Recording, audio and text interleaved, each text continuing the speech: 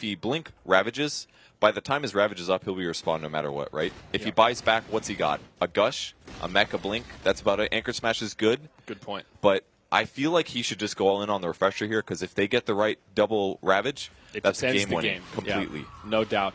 Now, these Dire supports are finally getting some farm. We'll see FNG make some progress towards an Aghanim Scepter, though still rather far away. The Rubik's the big one. Glimmer Cape and Blink Dagger. Since Lil's been able to pick up these mobility items, we've seen a much bigger impact out of his Grand Magus. C2Y coming forward. Yeah, only one outer tower remaining for E-Home, and it looks like VP won't press the issue, at least not for now. Phobos for now is just saving buyback. In case he does get killed at the start of the fight without using Ravage, he's going to need it. So that's the dangerous part.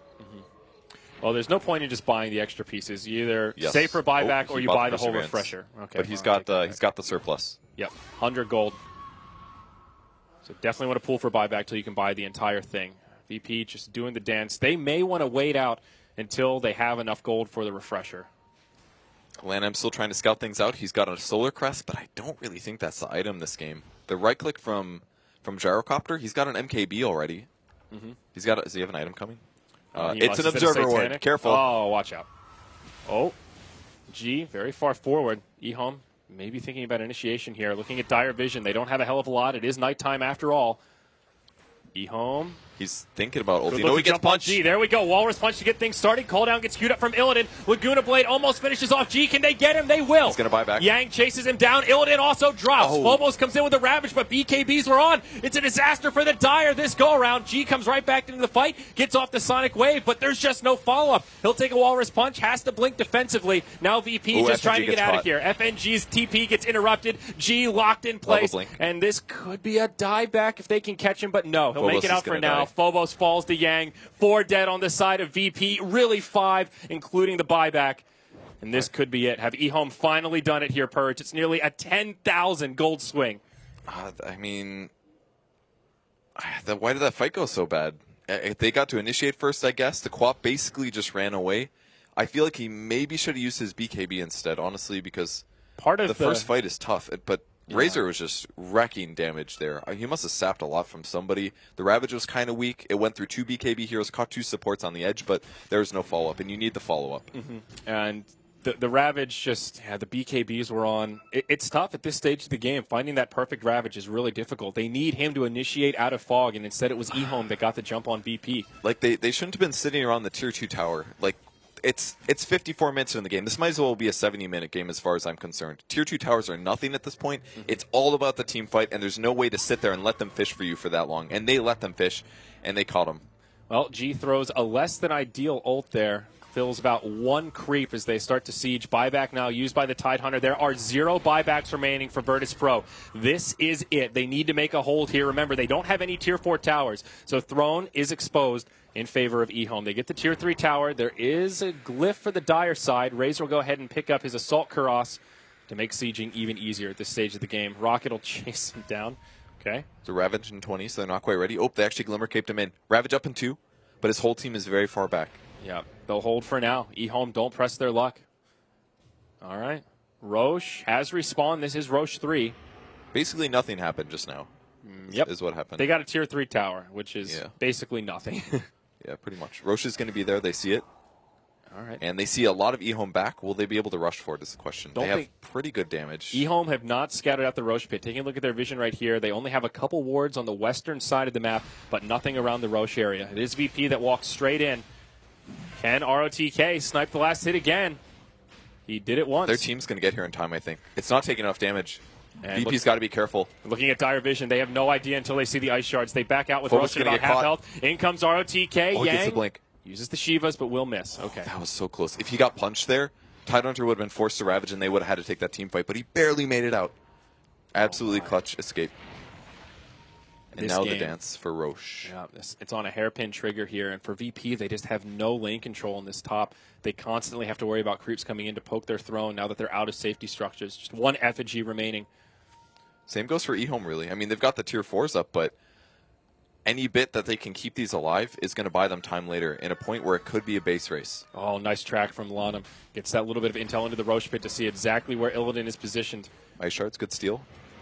They can play with this. Blink forward. ROTK goes in. They go right onto Illidan. He gets BKB'd, and he's dead. No buyback there. Laguna and Winter's Curse enough to lock him in place.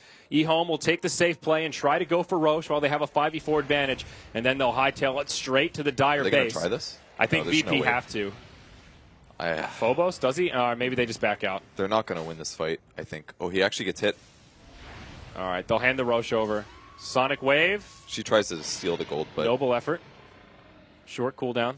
Absolutely worth it to try. The gyro is just worthless at this point. That's what's happening. He's getting Winter Cursed by DDC. He's got a Blink Dagger. He just Blink Winter's Curse, and then Lina throws an ult, and he's out of HP. He's only sitting at about 1,700, I think, somewhere around there. So Lina ult takes off more than half, and they easily have the right click on top of that. Yeah, he could really use a Satanic at this point, just for the extra HP and having some way to try and lifesteal through, but he's so far away. Even that I don't think is going to matter. The Satanic's 500 HP.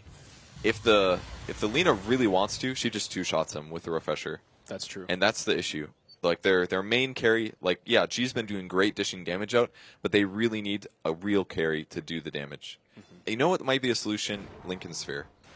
Either stop the Winter's Curse. He's popping his BKB in time, but all that stuff goes through Magic Immunity. He's still just so far away, though. I don't think he'll have an opportunity to farm it this game. G's got an Ultimate Orb right now.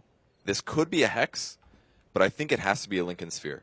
Because they need to keep the gyro alive. It's their only hope. Exactly. It's the only way to keep gyro stopping or not dying to the Lina ult. This is so scary here, though, Purge. All 5 buybacks from eHome are available. None of the buybacks are available for Virtus Pro. It's the last chance, and they've got their cooldowns. They're ready to go. Refreshers up on time. Double Ravage. He sold the mech. Oh, here we go. Will they see it coming? Well, it hasn't been revealed yet, so probably not. Glyph comes out right away to try and hold the barracks a bit longer. G off to the side. Phobos is smoked up. It gets broken. Ravage number 1 connects on 2. ROTK will be able to BKB. He's saving the second. Phobos holding on to it for now. He hasn't even refreshed yet. eHome taking a surprising amount of damage. He catches There's the second Ravage. Illidan's alive. He could go down. Dead. He's dead indeed. ROTK falls as G jumps out of the base. It's a good hold for VP for now, but the buybacks from eHome are coming. Now G outside of the base will be able to blink back. Barracks going down here, but Phobos coming out of the base. He's pretty tanky. Walrus Punch will lock him in place. Ice Shards to try and break up the back line. And now Phobos will certainly fall. The rest of VP on the back foot, headed towards the well. It's Yang in hot pursuit. He'll get the Ancient Apparition. G with the last-ditch Sonic Wave, but this seems to be the end here, Purge. It's eHome that will take a 2-0 over Virtus Pro and secure themselves top 4 in Group B of the International 5 group stages. Oh, what an emotional game. Up and down. One team getting an advantage. VP getting the advantage back. They grabbed the core items, but in the end, the cores were just too strong against what VP were dealing with, and Gyro just didn't have the HP to survive those Lina ults, and CTY pulls through in the end with some awesome support play. Like, everybody on eHome just absolutely clutched it after the 40-minute mark. Like, at that point, they were like, we're winning this game, and they absolutely pulled it out. What an incredible series. Game 1, super heated and action-packed. Game 2, even better. It came down to the bitter end. VP putting up one hell of a good fight, but in the end, they just couldn't do it. With that, folks, we're done for now. We're going to hand it back over to the analysts to see what they thought about that game. And here we are. Okay. We're right here. We haven't gone anywhere. All right. Well, okay. We'll go through the situations a little bit later. We caught the later half or portion of that game. And what you guys think? I mean, eHome looking really strong today, apparently. Just not. I mean, I guess they drew a lot, so that doesn't really say too much until now. That doesn't say too much about how they were playing. VP trying to put up a really good fight towards the end, but eHome definitely had their number going all the way. Yeah. Well, that last game, I don't know. That was absolutely completely crazy. You can't really fault either team for anything in that game. Yeah. Or well, you can look into the individual fights and be like, okay, they're making mistakes. That's not what I mean, but it's very chaotic in the late game, and I don't feel like eHome looked like way stronger than VP in this game too. It's ridiculously close for a reason, but they do get the 2-0 win. When he eHome has also been playing pretty solidly in general. It's like so lucky. I would say yes, they've got some draws, but they've shown good games for sure. And now it's going to get really interesting. Yes. Let's do a little bit of an update on the score situation, unless you want to break down the game a little bit more. I mean, we'll do that right after. Yeah, we can do it right after, and I think all of us while watching each fight was interesting. Sure, there were faults and whatnot. It got a little crazy. Just okay, but there were so many good games. The result is what matters, and at that point, every fight just matters. It's whoever really wins the last fight that comes through, and that happened to be in VP's base. So let's bring up the standings and let's break this down, because the dust still has not settled in Group B. Now, the reason VP are going to be kicking themselves a little bit over that loss is not the fact that they... Oh, well, it is the fact that they didn't get their 1 point. It's not that they didn't 2-0. That's the problem. The problem is that they didn't at least draw. Yes. Because now at this point they have 9 points, and that means that their fate now rests with Empire. Because if Empire, who are going up now against MVP Hot 6 in their next match, if they 2-0 them, you can see Empire will end up on 9 points, which would tie them with VP. And we don't do heads up for 4th place. For 4th place, there's a tiebreaker series being played. Yeah, that's it's too important. So. Yes. So therefore, all of the results don't matter if it's tied for 4th place. And that is pretty likely that Empire could 2-0 MVP. And in addition to that, of course, if you're looking for eHome, they have another matchup. They will be playing C-Deck as their last game. And that's important, too, because if one of the teams 2-0s, they actually get 1st place. And even though it looks like it would be a shared 1st place for eHome and EG, it is for eHome alone, because they have the better tiebreaker going down. Right. The tiebreaker is you start at the top, you go down, and you check matchups. And they both, should eHome win, both eHome and EG would have 2-0'd C-Deck, but then against VP, EG drew, and eHome would have then 2-0'd them, as we just saw. So both series remaining very, very important. Yeah, so nothing really still settled. Unfortunately, MVP Hot 6 doesn't, even if they get the 2-0 against Empire, they are still going to be just at the very bottom 2 slots of Group B. So they will not get a choice going to the bracket stage. So that's something I guess we can confirm after their match against Newbie.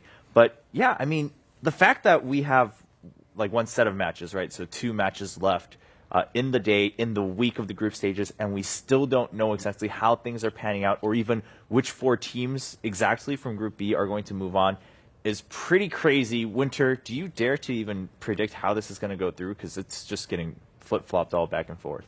I started by saying Group A is slightly stronger, but apparently not. Well, I mean, it depends on how you look at it, right? Like, regardless, I guess what we know for sure is Group B is much closer together, and you could say, I guess, there were more upsets, but there were also a lot of draws in Group B, so it seems like they were just much more even in ground. We wouldn't be in this kind of situation if there weren't those draws at the start. I mean, I know starting my first day, I had the doubleheader with EG, where they dropped 1 game against Newbie and a game against Virtus Pro, which most people didn't expect. They were expecting EG to come in and be able to 2-0 their opponents pretty swiftly. And now you look at it, had they been able to do that with just one of those teams, they wouldn't have to worry about this position. So yeah, and a lot of those other situations could have changed too. I mean, the fact that even Newbie finishing the whole week with a 0-6-1 result, it seems lackluster because it's a 0 in front, but then the fact that means they took 6 games off throughout. So every opponent except for 1, they've taken a map off, they've tied. That's pretty impressive, especially. And who knows how they would have gone in best of 3s, right? Exactly. That's what we're going to, obviously, later on. So definitely pretty interesting, but here the big storyline is, can eHome make it all the way to the very top of Group B? And is Empire going to give it their all, of course, which I'm sure they want to tie VP and force it to a tiebreaker for that upper bracket versus lower bracket difference? And that one is huge. I mean, because if you go into the lower bracket again, as we've been mentioning throughout the week, next week, the very first matches in the lower bracket are best of 1. So you just don't want to have to play that risk. You want to start somewhere where you start with a best of series, and then you also get that second chance in the lower bracket. We get more Dota if Empire 2-0s. That's what everyone wants, right? More Dota. That is true. Winter, you don't seem that excited. Come on, man. Man, it's a good you're game. VP fan? Compared to Empire, kind of yes, because I like to watch how FNG drafts and the way he thinks, like he picks heroes for his team, for his